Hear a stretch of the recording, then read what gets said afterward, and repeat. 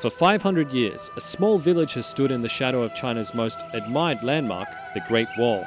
Sharing the same history with this beloved landmark, bearing its name and legacy, Mutianyu village is nestled peacefully in the arms of an ancient landscape hidden from the outside world. Over the centuries, the villagers here have lived a rustic, traditional Chinese lifestyle, surviving on their talents of agriculture and, more recently, the benefits of tourism.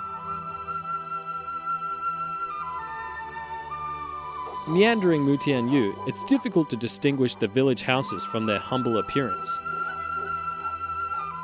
Once inside, you find yourself enveloped by the elegance and simple charm of these traditional Chinese homes. Beautiful views of the Great Wall visible from nearly every angle create a sense of overwhelming harmony with nature and the ancient landscape surrounding you. Perhaps no one understands the simple beauty of this hidden world more than Jim Spear, an American in Mutianyu. More than 20 years ago, Jim was a PhD student at the University of California. China was beginning to open its doors to the outside world, encouraging cultural exchange and economic development. Jim very quickly realized a rare opportunity. Without any hesitation, he and his wife Tang Liang decided to travel to Beijing in search of a new life. Jim found a very high-paying job at the Beijing branch of an American public company, and for 10 years, he led a rich and exciting life in a city and country constantly on the rise. In 1996, a chance encounter at Mutianyu along the Great Wall would change his life. I brought a friend of mine who was visiting from Seoul to climb the Great Wall. And it was a summer day, and it was really hot. And we walked back down, and we were very tired. So we sat by the side of the path on a rock. And near us was a peasant who had a little stand where he was selling souvenirs. He was selling t-shirts. And he struck up a conversation with me, and I knew a little bit of Chinese. And I told him, look, I have to tell you, I envy you living in such a beautiful place. And I've had a dream for many years of being able to have a house at the Great Wall. Out of the blue, he said to me, I'll help you. I found several houses for Jim and invited him to come and take a look. He decided to move into one of the homes on my street. We're still neighbors after all these years. It's one of those magical, serendipitous things, accidents that happen in life that lead to wonderful new opportunities. Who'd have thunk it that there was a peasant that I would run into on the Great Wall, try to sell me a t-shirt, and I'd buy a house instead.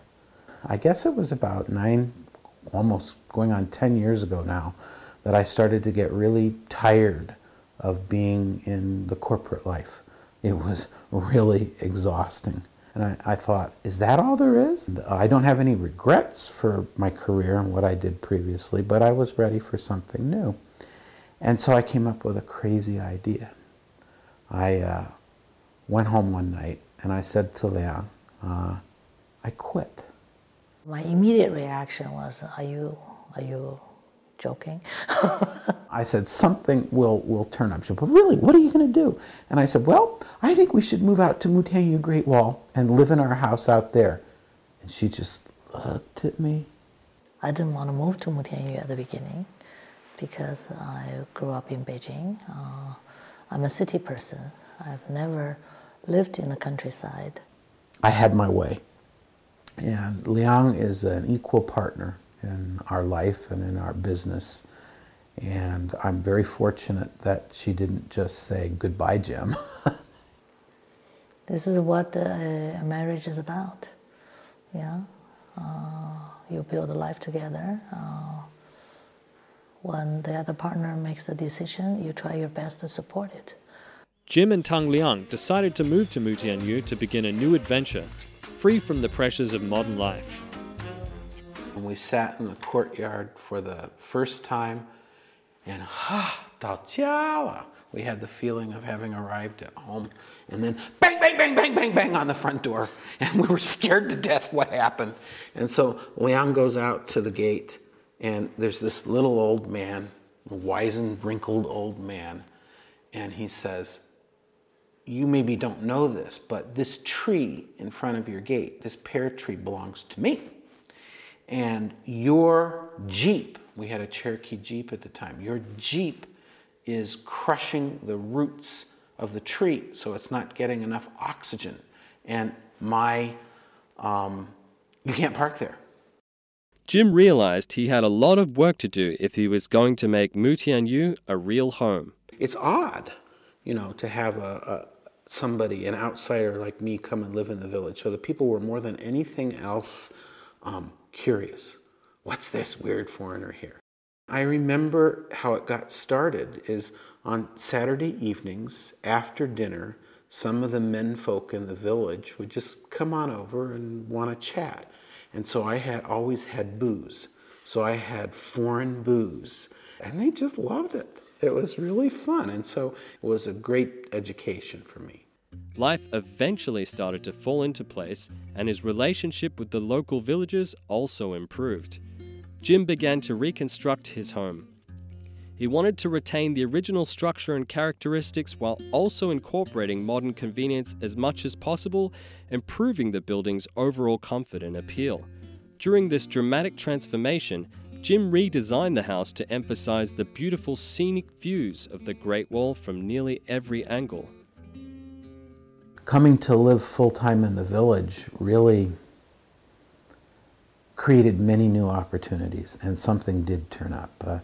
After I remodeled this house, friends liked it, and they said, "Jim, will you do a house for us?" And so actually what happened is I started to help people find properties out here at the Great Wall, and then come up with designs to remodel and expand them.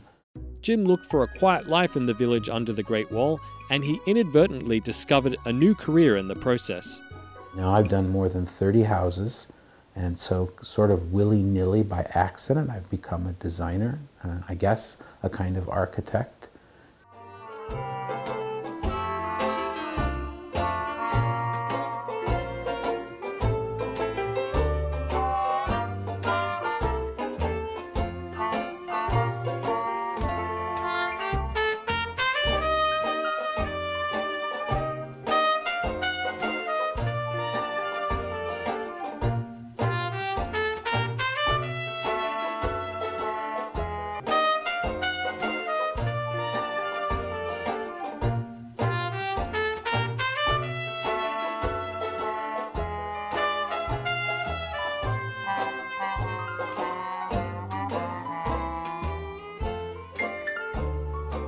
As he started to build his new life and career, the Communist Party secretary of Mutianyu village learned of Jim's success and invited him into his office for a private meeting. I got a little scared. I'd met him a number of times, but I mean, he's an official. With some trepidation, I went down to the village hall and I reported. And the mayor, his name is Li Lianting, he's still the mayor here. He was very polite. He asked me to sit down. He gave me a cup of tea, and then he gave me a lecture. I had become the party secretary of Mutianyu a few years earlier. I tried my best to encourage economic progress, but it was very difficult.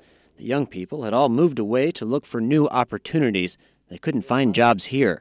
As the leader of the village, I was very concerned. And he said, "Mr. Spear, you are a rich American. We want you to invest in the village. It's time you give something back." I considered him an experienced businessman. That's why I asked him to invest in our village. And at first I was just really well, all I want to do is just have my own life. And but he got me thinking.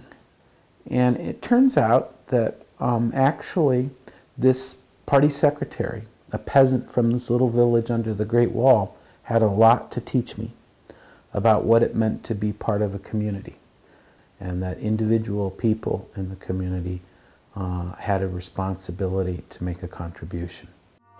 After a period of reflection, Jim began to realize what was necessary. He decided to begin his first project in Mutianyu. Well, the building behind me was Mutianyu's primary school. Until at the beginning of the 1990s, it was closed down. When we decided to start a business in the village, this was the only real building in the village. And we started a restaurant, And our idea was to keep the feeling of being a schoolyard.